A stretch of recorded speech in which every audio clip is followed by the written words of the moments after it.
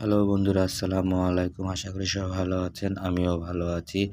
তো আমার ঘুঘু পাখির বাচ্চাগুলো অলরেডি অনেক বড় হয়ে গেছে। ওরা এখন নিজে নিজে খাইতেও পারে এবং উঠতেও পারে। তো ওদের নিয়ে আসছিলাম আমি আমার গ্রামের বাড়ির থেকে। কারণ ওরা যখন আমি নিয়ে আসছিলাম খুব ছোট ছিল, মাত্র শরীরে হালকা হালকা লোম উঠছিল।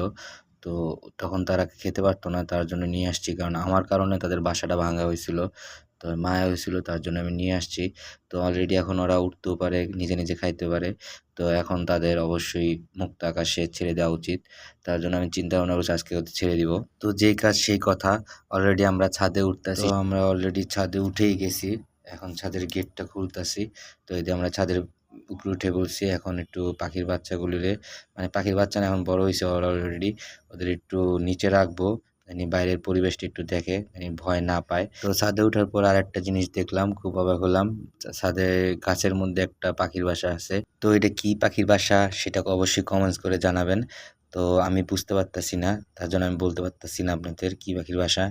তো এখন আমাদের সময় এসে গেছে, আমরা পাখির বাচ্চাগুলি এখন মুক্ত আকাশে ছেড়ে দিব।